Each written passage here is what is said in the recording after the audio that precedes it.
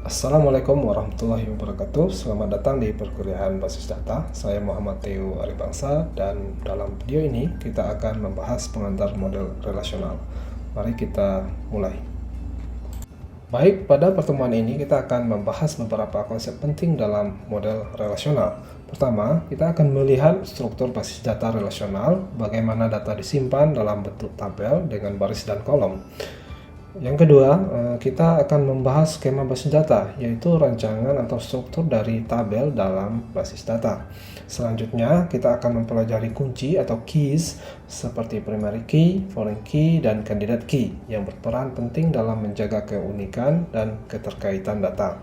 Kemudian, kita akan melihat diagram skema yang merupakan representasi visual dari hubungan antar tabel dalam basis data. Kita juga akan membahas bahasa query relasional yang digunakan untuk mengambil dan mengelola data, dan terakhir kita akan mempelajari operasi-operasi relasional seperti seleksi, proyeksi, gabungan, dan lainnya yang memungkinkan memanipulasi data dalam basis data relasional. Nah, semua konsep ini akan membantu kita memahami bagaimana basis data bekerja secara efisien. Oke, berikut ini adalah contoh relasi. Namun sebelum kita membahas contoh relasi ini, ada baiknya kita tahu dulu apa itu model data. Nah, jadi model data adalah kumpulan alat konseptual yang digunakan untuk menggambarkan data, bagaimana hubungan antar data, bagaimana makna dari data, dan aturan agar data ini tetap konsisten dalam sebuah sistem. Nah, salah satu bentuk dari model data ini adalah model data relasional. Jadi, model relasional saat ini merupakan model yang utama untuk aplikasi pemrosesan data komersial. Kenapa kita mengutamakan model ini?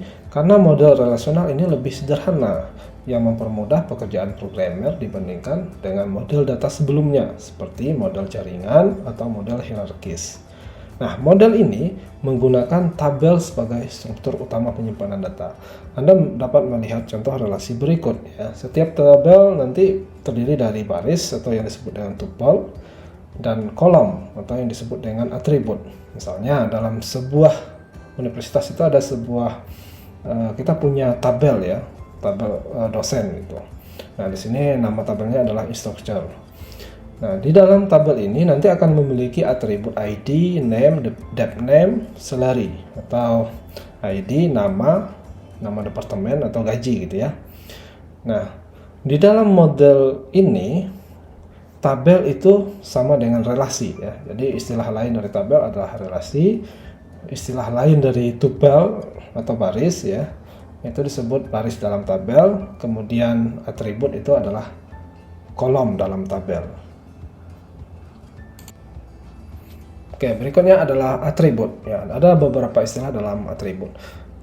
Yang pertama adalah domain. Domain itu adalah himpunan nilai yang diperbolehkan untuk setiap atribut. Jadi, misalkan domain untuk salary tadi ya, itu semua angka yang mempresentasikan gaji seperti 5.000, 7.500, 10.000, misalkan 1 juta atau 2 juta gitu ya. Pokoknya yang berupa angka. Kemudian domain untuk atribut name. Untuk atribut nama itu tentunya adalah huruf. Semua nama yang valid gitu ya, seperti John, Alice, David, Fulan, Fulanah, dan lain sebagainya. Nah, tujuan dari domain ini adalah memastikan bahwa setiap atribut hanya berisi data dengan tipe yang sesuai. Misalkan kita tidak bisa memasukkan teks ke dalam atribut salary yang seharusnya berisi angka. Berikutnya adalah nilai atribut biasanya harus atomik. Nah, yaitu tidak dapat dibagi lagi. Contohnya, nilai atomik itu seperti nomor telepon yang hanya berisi satu nomor telepon. Itu tidak bisa kita bagi lagi. Apa contohnya yang tidak atomik? Seperti nama jalan gitu ya. Seperti alamat. Nah, di dalam alamat itu kalau kita tulis lengkap tentu akan berisi ada nama jalan, kelurahan, kecamatan, kota, kabupaten ya, atau provinsi. Nah, alamat lengkap ini tentunya bisa dibagi lagi ya menjadi atribut tersendiri. Ini tentunya tidak atomik. Kemudian nilai khusus 0 ya. Jadi salah satu konsep penting adalah nilai 0 yang digunakan saat suatu data tidak diketahui atau tidak tersedia. Nah, namun nilai 0 ini bisa menyebabkan masalah dalam operasi basis data sehingga sebaiknya dihindari. Oke, sekarang kita masuk ke konsep relation, schema, dan instance dalam model basis data relasional. Nah, misalkan di sini ada notasi A1, A2, hingga AKN, itu merupakan atribut-atribut. Nah, jadi suatu skema relasi itu adalah relasi R yang berisi atribut-atribut A1, A2, hingga KN tadi. Nah, contohnya, bayangkan sebuah tabel dalam basis data. Kita misalkan saja tabel instruktur tadi yang kita lihat. Tabel ini punya beberapa atribut atau kolom seperti ID, name, dep name, dan salary. Nah, kumpulan atribut ini disebut sebagai skema relasi. Itu bisa kita lihat atau kita buat atau dituliskan seperti contoh berikut ini, yaitu instruktur sama dengan dalam kurung ID, name, dep name, salary. Berikutnya, secara matematis, setiap atribut itu akan punya domain yang disimbolkan dengan D. Misalkan D1, D2, hingga DKN dalam suatu relasi R itu merupakan himpunan bagian dari D1 Cartesian product, D2 Cartesian product, hingga ke Dn. Nah, artinya apa? Jika kita gabungkan semua kemungkinan nilai dari atribut-atribut ini, kita membentuk himpunan besar yang disebut produk Cartesian, hasil perkalian dari setiap domain ini kemungkinannya itu. Nah, tetapi dalam praktiknya itu tidak, tabel kita itu hanya berisi bagian kecil dari semua kemungkinan tersebut, gitu ya. Lalu bagaimana dengan relation instance dari suatu relasi? Ya, instance itu ibarat isi tabel pada suatu waktu tertentu. Nah, setiap baris dalam tabel itu disebut dengan tuple. Misalnya, jika ada seorang instruktur atau dosen bernama Budi dengan ID 123, maka data ini adalah instance dari tabel instrukturnya. Nah, singkatnya, skema relasi adalah struktur tabelnya atau wadahnya, sedangkan instance itu adalah isi tabel yang berubah-ubah seiring waktu atau datanya, gitu ya. Oke, berikutnya kita masuk ke relation are unordered. Nah, di dalam basis data itu yang penting adalah isi datanya, bukan urutannya. Jadi urutan data itu tidak relevan ya, tidak penting. Nah, bayangkan Anda memiliki daftar nama mahasiswa yang ditulis di selembar kertas. Jika kita menukar urutan nama-nama itu, apakah informasinya berubah? Nah, tentu tidak. Tetap informasinya sama, hanya urutannya saja yang berbeda.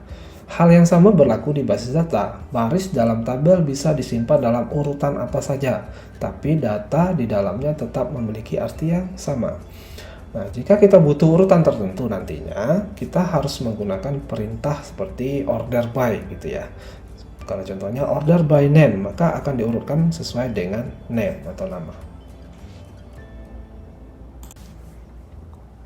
Oke, case atau kunci ya.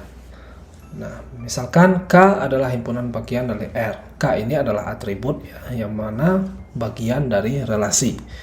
K adalah super key dari R jika nilai-nilai untuk K dipenuhi untuk mengidentifikasi sebuah tupel unik dari tiap kemungkinan relasi.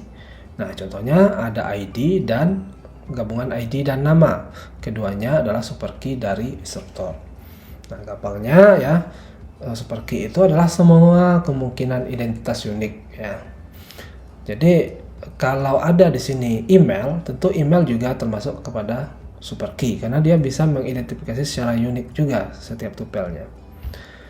Nah, bagaimana dengan nama saja tanpa ID? Nama itu tidak bisa mengidentifikasi secara unik karena nama orang itu bisa jadi sama gitu ya. Oke, berikutnya adalah super key K adalah suatu kandidat key jika K adalah minimal. Nah, jadi yang paling efisien ya, yang paling minimal dalam super key. Tentu dalam contoh 2 tadi yang paling minimal adalah ID. Jadi ID is a candidate key untuk instruktur. Kemudian salah satu candidate key yang dipilih untuk menjadi primary key. Nah, primary key inilah yang akan diimplementasikan ke database. Sementara candidate key, super key ini adalah proses untuk mencari primary key. Nah, yang mana, which one? Nah, tentu yang kita pilih adalah yang paling cocok, yang paling pas, yang paling minimal, efisien tadi, dan cocok. Nah, tentu di sini misalkan ada nanti pilihan antara ID dan email, atau untuk mahasiswa NIM gitu ya. Kita pilih yang mana?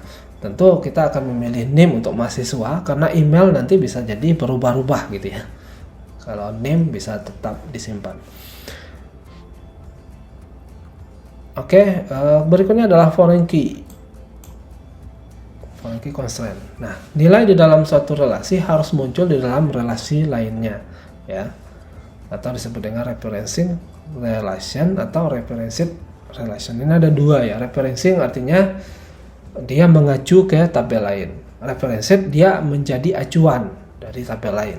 Nah, contohnya ini ya, tabel tadi, dep name dalam tabel instruktur itu merupakan sebuah foreign key dari instruktur yang referencing departemen. Ya. Jadi sebenarnya dep name itu adalah primary key dari departemen. Kalau dia di tabel instruktur, dia menjadi foreign key. Oke, pernahkah Anda bertanya-tanya bagaimana universitas mengelola data mahasiswa, dosen, mata kuliah, dan nilai? Nah, semua itu disimpan dalam basis data, dan untuk menggambarkan bagaimana tabel-tabel ini saling terhubung, kita menggunakan skema diagram. Oke, nah coba kita lihat di skema diagram ini. Nah, ada beberapa tabel yang utama, yaitu kita bisa melihat ada student, ya, di sini. Student atau mahasiswa itu menyimpan data mahasiswa seperti ID atau name ya, atau kemudian name, nama, dep name atau jurusannya gitu ya. Kemudian ada tabel instruktur atau dosen. Nah, di sini berisi informasi dosen seperti ada ID dosen gitu ya. Kemudian namanya, name, kemudian departemen atau jurusannya. Kemudian ada mata kuliah atau course.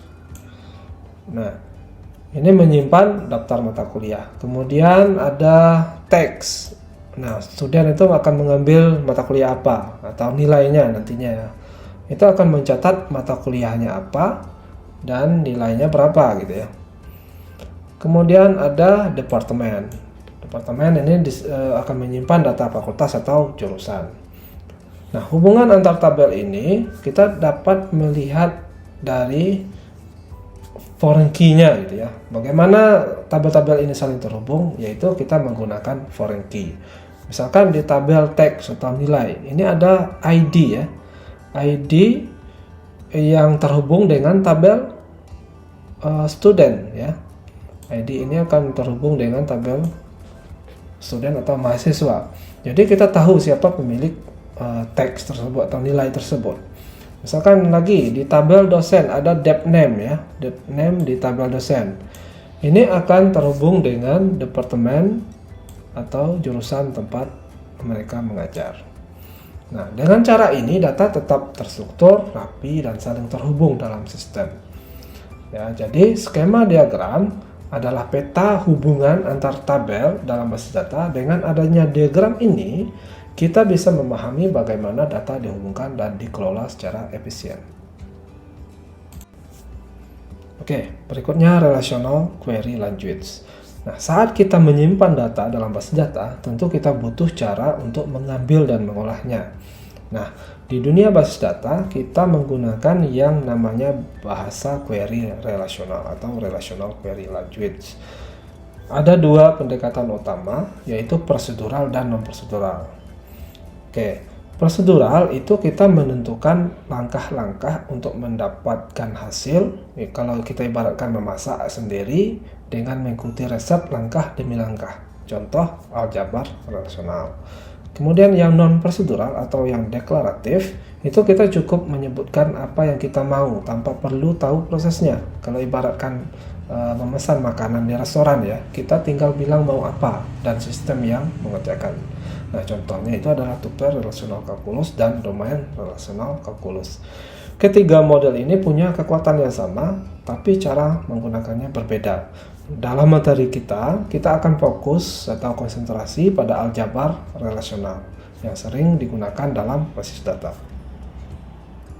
Oke, untuk materi 6 operasi dasar dari aljabar relasional akan kita bahas dalam video pertemuan selanjutnya. Terima kasih sudah menyaksikan video ini. Semoga materi yang telah disampaikan bermanfaat untuk Anda. Jika ada pertanyaan atau ingin berdiskusi lebih lanjut, silakan tinggalkan komentar di bawah. Wassalamualaikum warahmatullahi wabarakatuh.